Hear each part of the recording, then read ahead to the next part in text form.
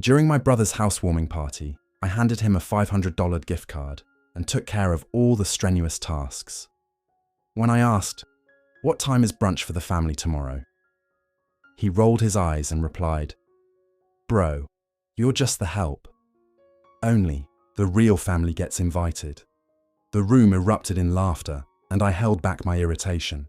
What I did next ensured that the house wouldn't stay his for long. Just yesterday, he sent me 12 messages. "Pick up the phone, damn it. You messed everything up." This might be a bit long, but I really need to express this because it's still running through my mind. Every time I think about it, I become more furious. If you've ever had a family member treat you poorly while everyone else treats it like a joke, you'll relate. This is about my brother Brandon. It's not the first time he's acted like this, but this weekend seemed different. The oddest part began even before the party.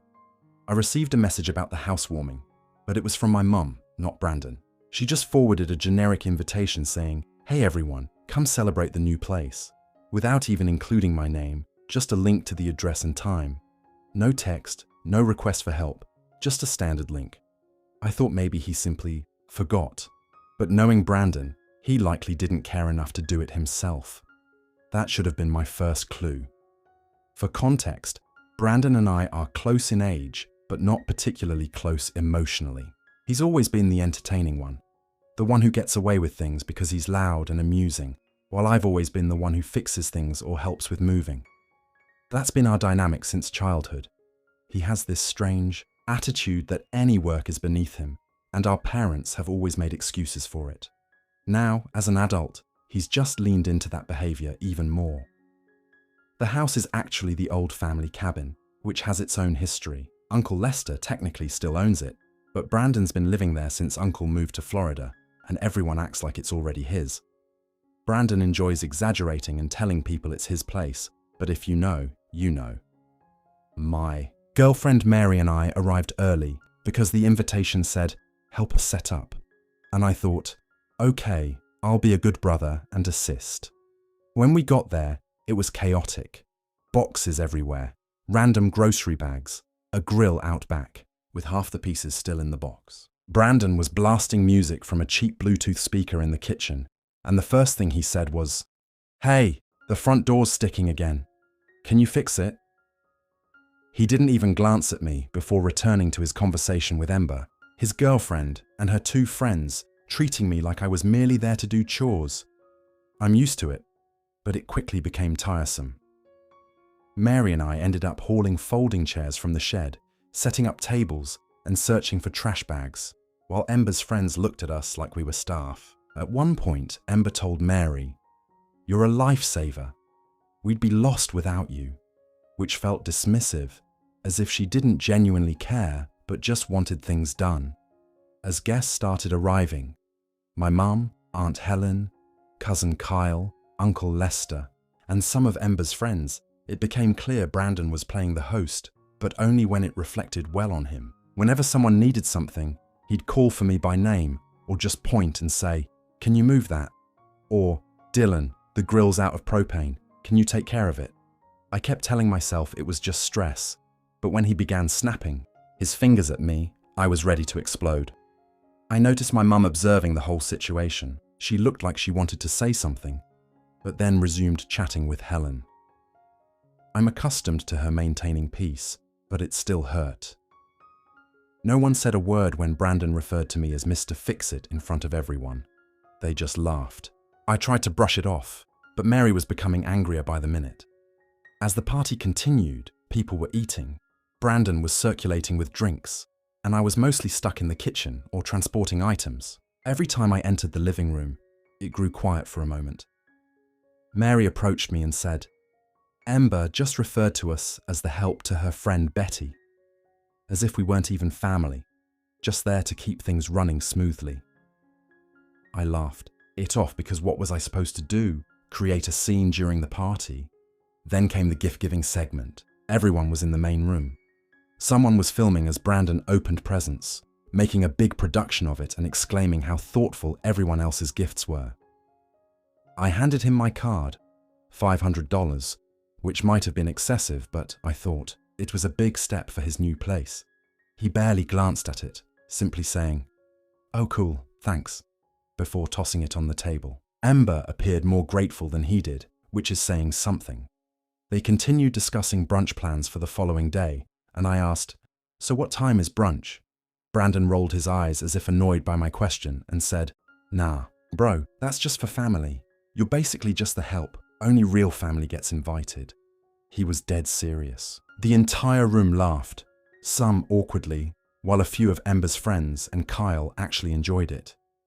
Mary shot me a look, as if she was about to explode. I sat there, unsure of how to respond. My mum told Brandon that wasn't funny, but he brushed her off and started talking to Ember again. I excused myself to the back deck, needing some fresh air. Kyle followed me outside, trying to assure me that Brandon was just joking and that I shouldn't take it to heart. But I told him I wasn't in the mood. He shrugged and returned inside. I heard someone slam the sliding door. When I came back in, Mary had already gathered our things and was waiting by the door. I helped her carry our stuff out, and Brandon called after us. "Thanks for all the hard work, Dylan. We'll let you know if we need anything else." Ember laughed, and Mary pushed past Ember's friend, muttering something under her breath. I slammed the door on the way out. During the drive home, Mary started expressing her frustration about how Brandon has always acted this way, and how messed up it is that no one calls him out on it. She said she was tired of seeing me treated poorly. I scrolled through my phone and saw Ember had posted a story about the family brunch, complete with boomerangs, and pictures of them clinking glasses, tagging everyone except us. My mum texted later, saying, "Sorry the party got weird, but asked me not to stir up drama. Just let it go for now, okay?" I was honestly done. I understood why Brandon behaved this way.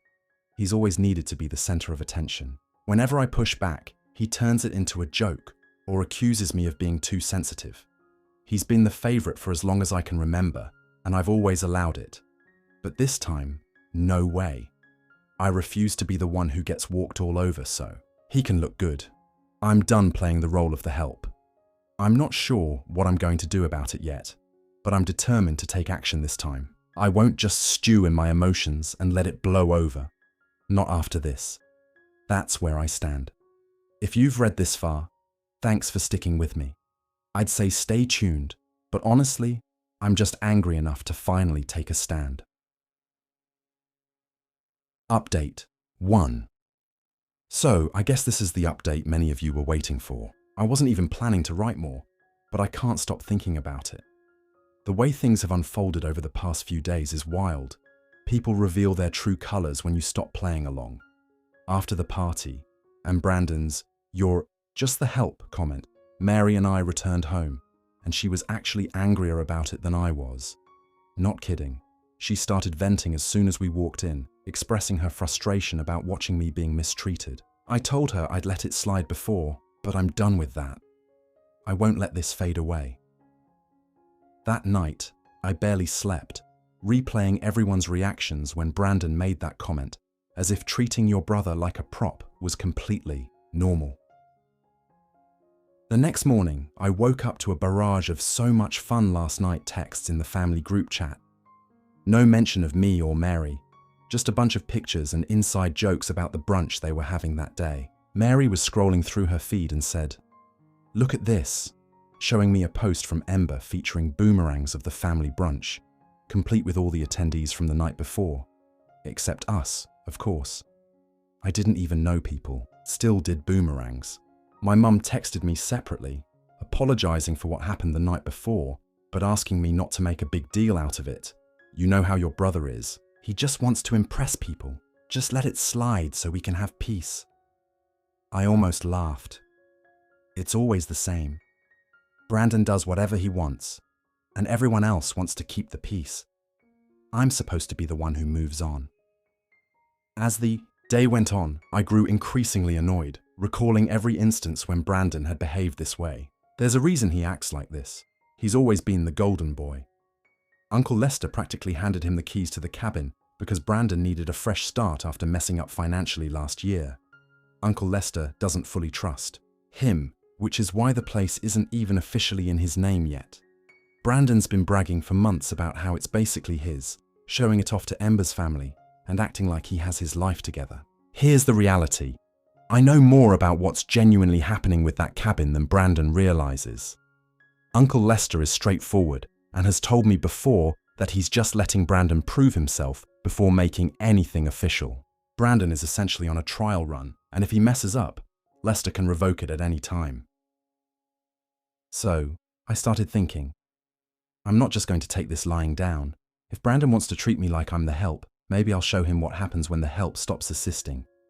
I told Mary I wouldn't drop it, and she responded, finally. The first thing I did was call Uncle Lester, keeping it casual.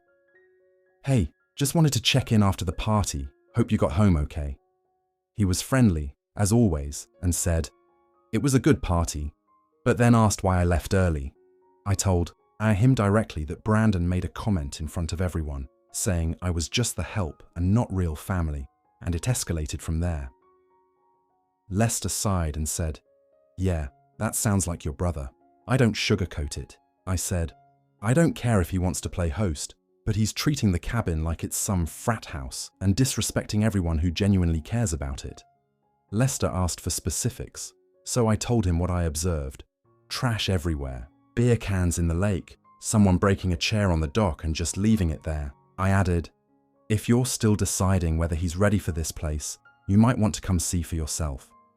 I could tell Lester was annoyed, not at me, but at the situation. He said, thanks for letting me know.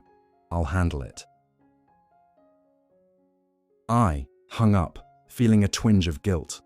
But then I remembered Brandon had literally pointed at me and called me the help. As if I weren't his brother, just some guy he hired off Craigslist. I'm done feeling sorry for him. The next part involves Ember's family. I'm not close with them, but I know Ember's parents believe Brandon has his act together. He's been working hard to impress them, always inviting them to the cabin and posting about how he's building a future there. I sent a text to Ember's older brother, whom I've met a few times. He's not a fan of Brandon, to be honest. I told him, hey, you might want to double check what Brandon's been saying about the cabin being his. I didn't elaborate. I just planted the seed. Mary thinks I'm being petty, but she also believes it's about time someone stood up to him. She said, you know he's always treated you this way because no one ever calls him out, right? I replied, yeah, well now someone is. Meanwhile, the family group chat was still buzzing.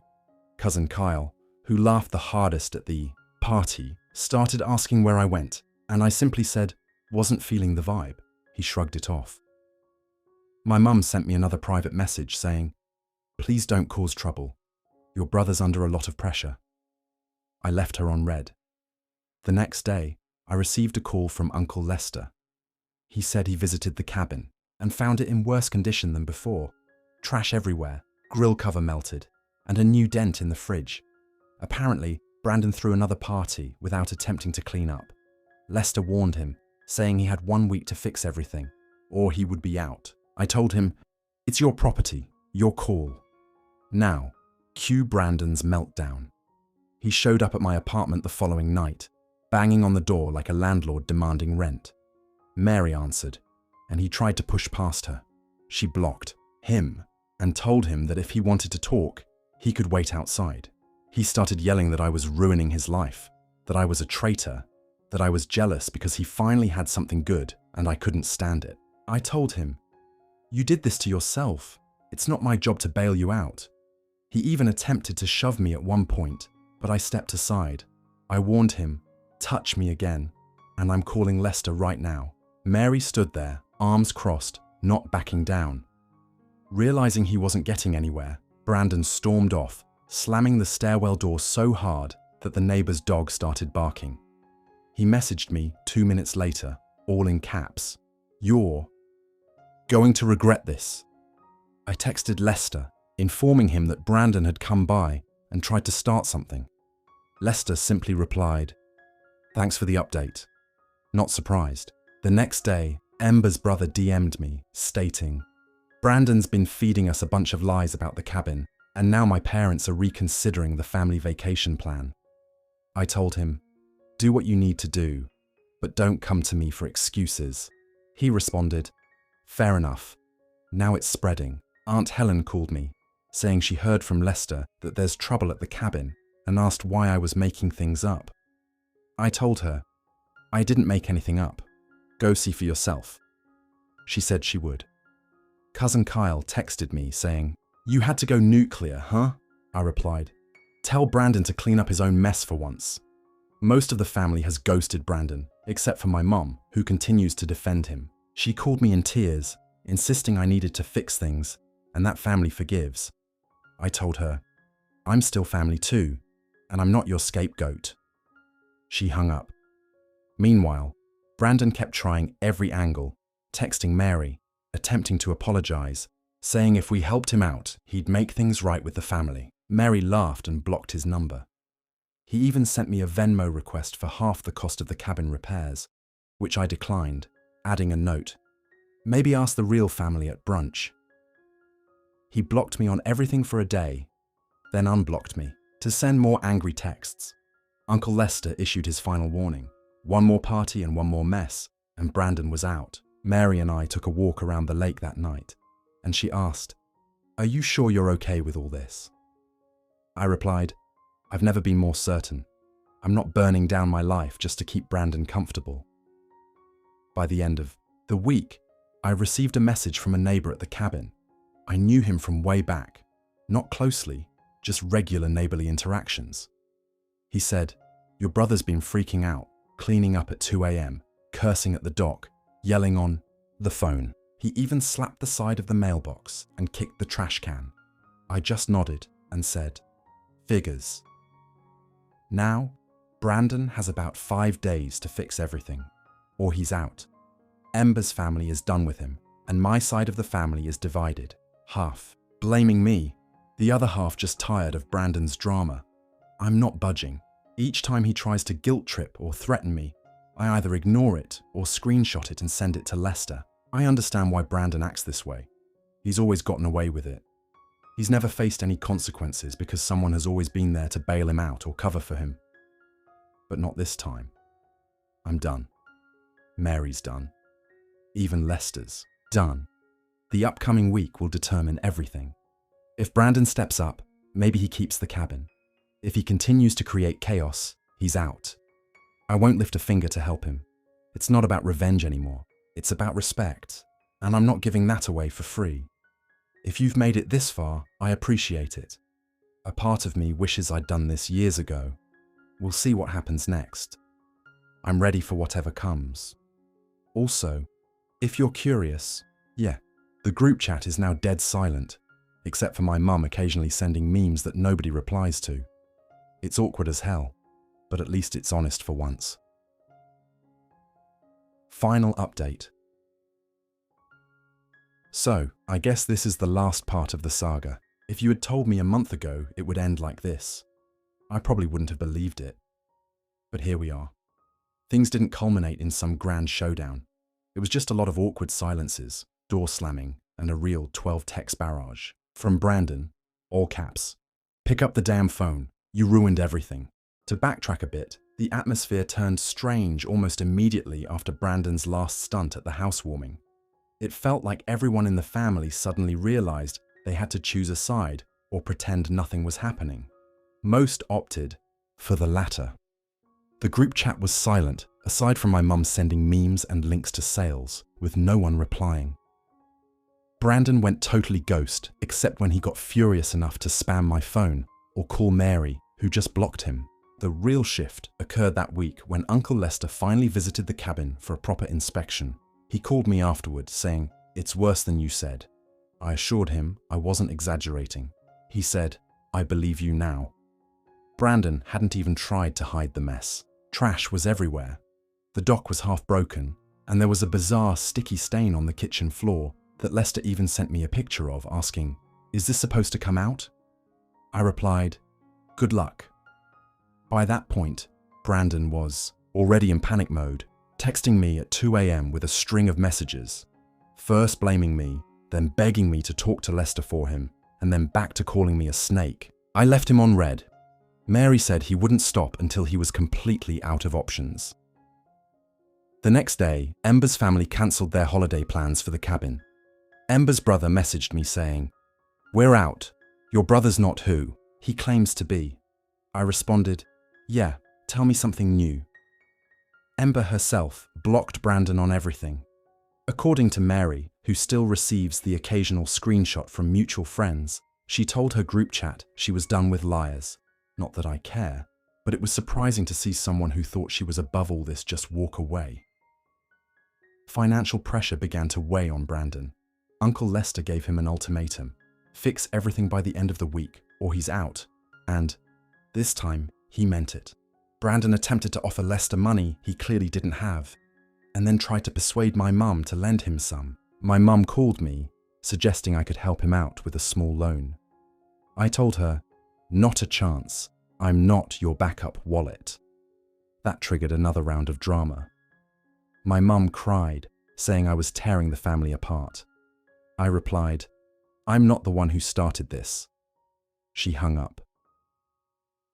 I later heard from cousin Kyle that Brandon tried to guilt him into investing in the cabin, whatever that entails. Kyle just laughed and said, "I'm not putting money into a sinking ship."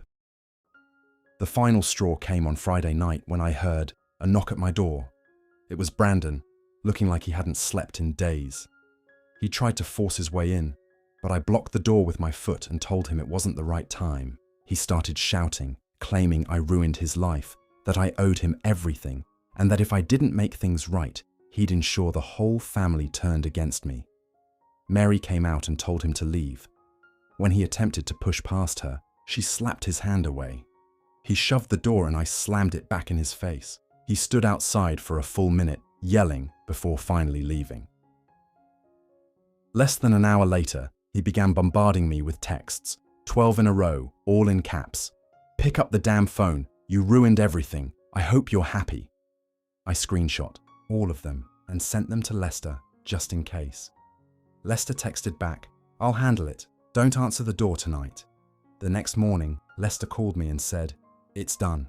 Brandon's out." I went over first thing, told him to pack his belongings and leave the keys. He attempted to argue, but Lester simply said, "I've given you too many chances. You're done here."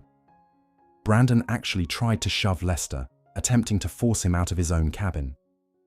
Lester called Aunt Helen to come pick up Brandon and warned him that if he returned, he'd call the police. Not that Lester ever wanted to involve law enforcement, but he was finished. Helen picked him up, and Brandon slammed the car door without looking at anyone. Mary and I went for a walk that afternoon to clear our heads. We saw cousin Kyle at the park. He nodded at me and said, "Damn, you really did it." I replied, "About time, right?" He added, "Honestly, Brandon had it coming." We both shrugged. There was no grand celebration, just relief. Now Brandon is staying with Helen. Apparently, he's been reaching out to anyone willing to help.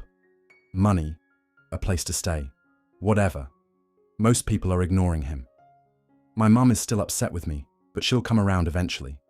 Uncle Lester texted me this morning, simply saying, "Thank you for being honest. I'm sorry you had to be the one to do it." I replied, "I'm just tired of being the punchline." As for Mary and me, things are calm now. No more late night calls, no more dragging me into Brandon's mess. I thought it would feel more dramatic, but it's just quiet. The group chat is mostly silent now. My mum occasionally sends a prayer chain or a cat meme. Nobody replies, but at least no one is laughing at my expense anymore. I can live with that. So, it's not some epic movie ending, but I'm calling it a win. No forgiveness, no big family hugs. Just done. If Brandon ever gets his act together, that's on him. I'm not his help, not his scapegoat, not his backup plan. He wants to see what happens when you burn every bridge, and now he knows. Regarding those 12 messages, I left every single one on read. It felt good. Thanks to anyone who read all of this. It's been quite a journey. If you find yourself in a position where someone keeps walking all over you, just know you don't have to endure it forever. Sometimes letting things fall apart is the only way for anything to change.